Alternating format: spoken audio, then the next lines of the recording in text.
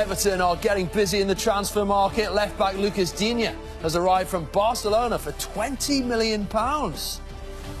Good signing, that one. Good evening. Welcome to Transfer Centre. It's a shortened window this year, of course. The clock, as you can see, is ticking down. It certainly is. Just over a week until the window slams shut then.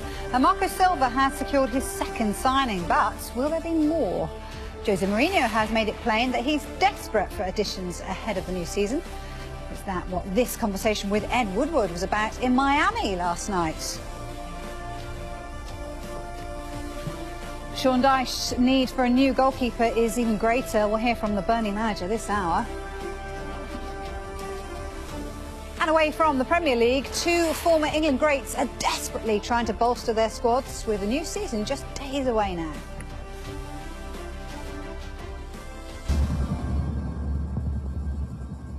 But yes, the clock is very much ticking. Just 8 days to go for clubs to get their transfer business all done. And Marco Silva and Everton aren't hanging around. They've completed their second signing of the window, bringing in the fullback Lucas Digne from Barcelona.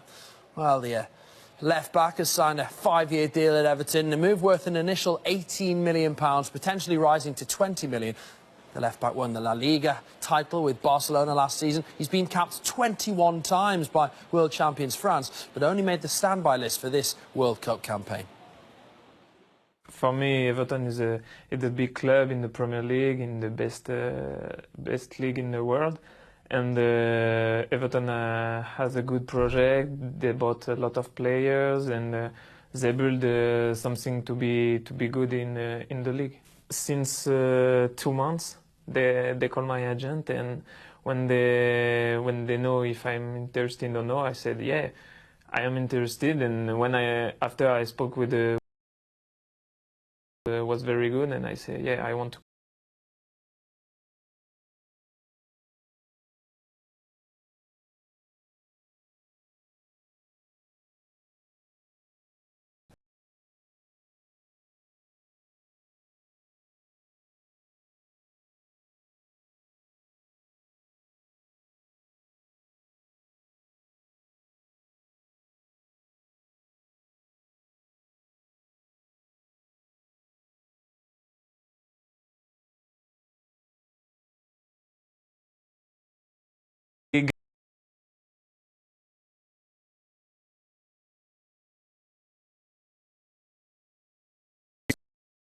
This is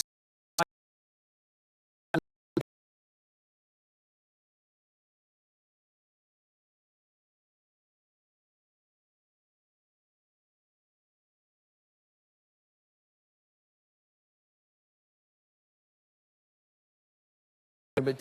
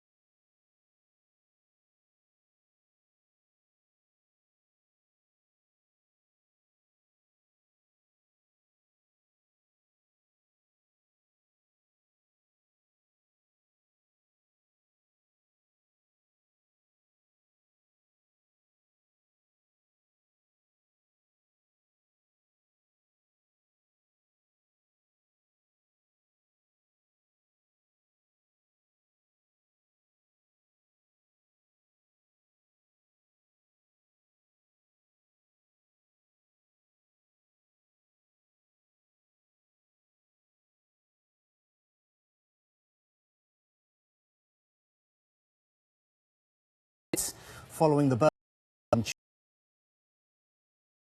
Chelsea future last night. One more question on Anthony Martial. Are there plans for Anthony Martial to leave? Speaking of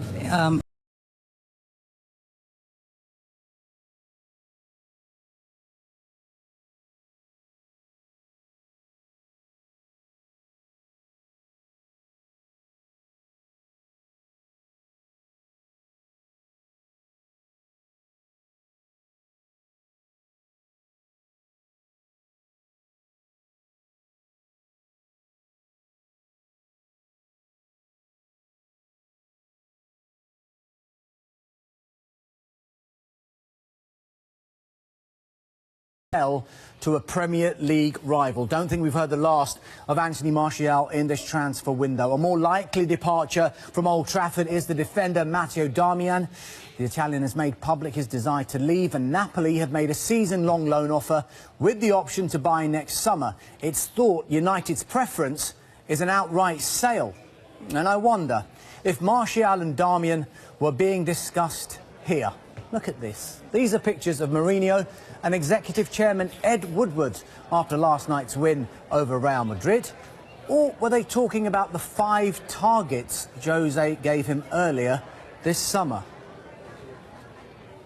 Interesting. Now, one of those 5, we think, is Toby Alderweireld. United retain an interest in the Tottenham defender, but the clubs are far apart in their valuations. It's approaching crunch time for Tottenham as far as this one is concerned.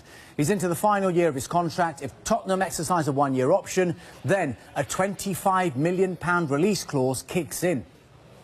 Now, Alderweireld has been off on an extended break since the World Cup, but as this video shows, he's keeping fit. The line accompanying the video said, getting ready for the new season. Question is, where will he be playing? Now, staying with United, and if the likes of Alderweireld and Harry Maguire, who we've been mentioning earlier on in this window, prove too expensive, they could go for Barcelona's Yerry Mina. The Colombian international is quoted as saying, "In terms of my future, I have no idea, but I'm calm about it." Everton are also keen on Mina, so could be plenty of activity for United. Here's how Jose assessed this current squad. My players amazing in their effort, but we have more effort in front of us, because in a few days we go to Munich, we start the Premier League, and these are the players that we have, with the fantastic spirit that we have in the majority of the players. I repeat, in the majority of the players we have a fantastic spirit. We go with everything we have to the Premier League. So United are set for a frantic final 8 days then, and it seems Chelsea will be as well. Dalmesh, tell us about the potential departures then, first of all. Vicky, this is so interesting, isn't it? So many names have been linked with moves away this summer. Willian is the one that won't go away, will it? Manchester United have been interested in the Brazilian international.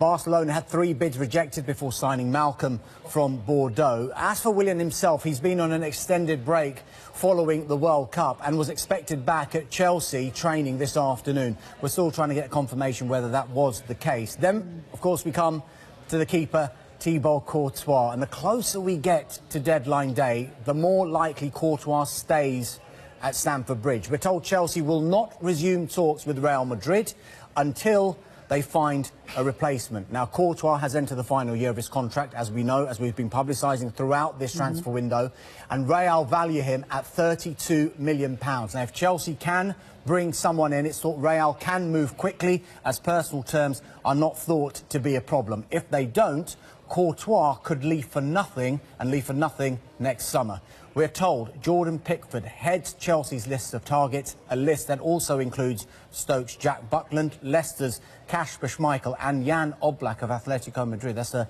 surprising one as well. But it's our information Chelsea are working hard in the remaining days of this transfer window. That's because the owner, Roman Abramovich, and director, Marina Granovskaya, who both in the south of France currently.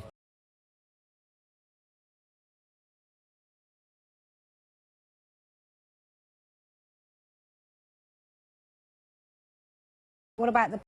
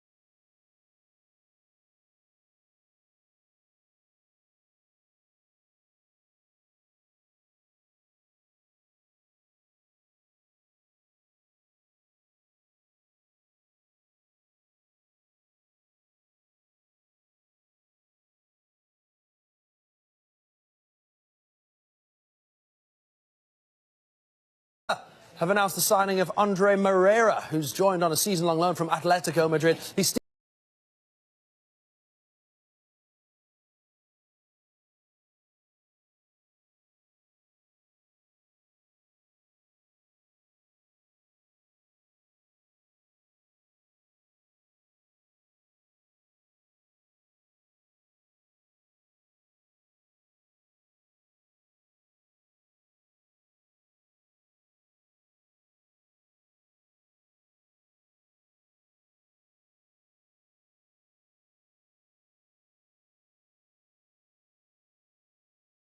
qualifier second leg with Aberdeen tomorrow. Sean Dyche confirmed that Nick Pope has had surgery on a dislocated shoulder, while Tom Heaton is also out injured with a calf injury. Anders Lindegaard came on in the first leg following Pope's injury, but he also has a slight thigh injury.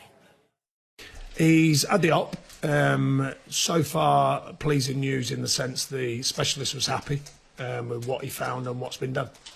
Any sort of idea as to a timescale before he'll No, be not back? yet. He was just really pleased, and when he went in, it was as clean as he'd hoped for. Because obviously on a scan, it's not as clear as seeing it with your own eyes. So, yeah, so good news on that. And I haven't spoken to Pope yet today because he was still recovering, but I'll speak to him later. Does this game come too soon for Tom Heaton then, or is he likely? Probably. We'll make a judgment call on it. We'll have to wait and see. But you've got Anders Lindegaard there, obviously, experienced goalkeeper. Are you happy with your keeper situation in the sense that you've got those two that will probably be your first and second choice with Nick obviously out for a while? Or do you feel as if you might have to... It's something we're aware of, obviously, and we're always open-minded, you know, to add to the group when we can, whatever department that's in. So that's an ongoing process, really. So if we think that there's something that would increase the competition levels within that department, then we'll look at it. So, you know, that's, and partly with the market, we all know how tough the market is, and equally for goalkeepers, you know, you need to get the right ones in. We don't really, or we attempt not to bring people in just for the sake of it. We bring people in who can affect the group, whether it's that department or any other, and or mature into the group and develop with us. Well, Burnley haven't brought a single player into the club so far this summer, so is that a worry for Dyche? I'm not concerned. I think that's a different word. I'm just familiar with what's going on. You know, it's a never-ending story for us, really. You know, it is broken record time. We're a wealthy club of sorts, you know, but equally the club's in a shape where it continues to look after not just year one, and that makes it tough. You know, the books have to balance. The finance has to be there to do deals, and it does limit the pool that you're looking in. And the numbers are just crazy. They're crazy for any player. You know, it doesn't matter. You can ring for a championship player, you can ring for a Division 1 player, and the numbers are just enormous. So it's certainly a seller's market. We're into a few situations. We've had one come and go, which we thought was done deal. It wasn't. We got told it was, and it wasn't. We've got another couple of deals that are pending, and we think we've got a chance on. But there's no guarantees. You know, we're not a club that can make it guaranteed because we don't just add and add and add and just keep going and going and going until the number hits a number. We try and be fair with our market and what we try and do within it. It's been all change at Rangers this summer. 10 players in, 12 players out. And Steven Gerrard isn't done there. We'll hear from him next.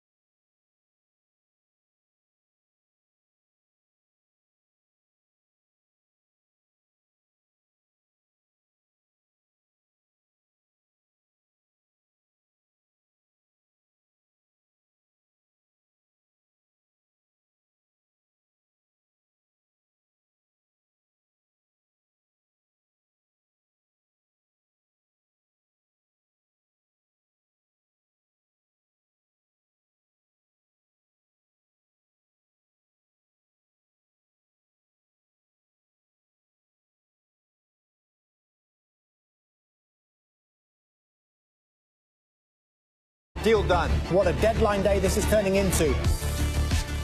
Yeah, the clock is ticking down.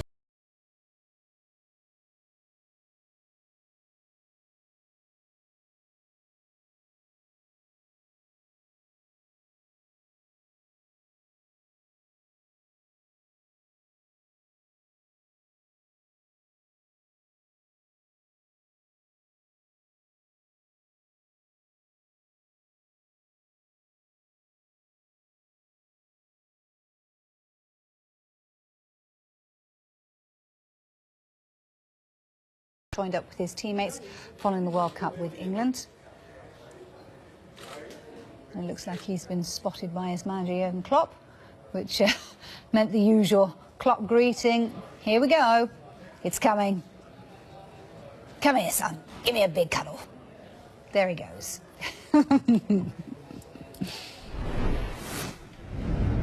Loves a hug, doesn't he?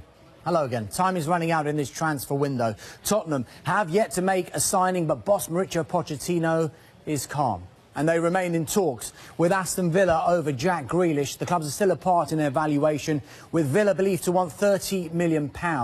Villa's financial position has improved, prompting an increased confidence of hanging on to their prized asset, Grealish. To the biggest spenders of the window so far, and is the Nabil Fekir to Liverpool story finally at an end? It was as good as done earlier in the summer, only for the deal to break down. Then Lyon president Jean-Michel Aulas said a deadline for the end of July for him to be sold. That deadline has now passed. However, since then, Aulas said he expects the week before the window shuts in England to be like a storm. Was that an invite for Liverpool to come back in? So far, they haven't, and it seems Jurgen Klopp is satisfied with his transfer business. There will be departures, though. Keeper Simon Mignolet is a subject of interest from Besiktas and Barcelona. No huge rush for this one, though. The windows in Turkey and Spain close over 3 weeks after England. And the same applies to Lazar Markovic. Olympiacos and Standard Liège continue talks with Liverpool over the Serbian winger. Markovic has entered the final year of his contract at Anfield. To Newcastle United we go, and it's never easy when it comes to transfers, is it? And we're told Salomon Rondon's proposed move from West Brom has stalled as the two clubs struggle to find an agreement. Albion are keen to keep the bulk of their squad together as they try to mount a challenge to bounce straight back up to the Premier League. And the proposed loan swap deal with Dwight Gale, well, that looks unlikely to happen at this stage too. That's because West Brom aren't prepared to pay his level of wages. Furthermore, they won't agree to Newcastle's demands that they purchase the striker once the loan deal has expired. But one signing Newcastle are on the verge of sealing is the Japan international Yoshinori Muto. Everything's in place and signed off, but Muto requires a work permit before it can be officially announced. Let's go to Crystal Palace now. And they are confident of completing a deal for the German forward Max Meyer. He's been a free agent since leaving Schalke at the end of last season. Max Meyer wanted to become the star of the club, the star of the team, and he wanted to earn one of the highest salary in club history, about 7 to 8 million euros a year. And that's why the club said no. The star is the team, and yeah, they offered him a new contract with about 5 million euros. And that's why Max trying to this salary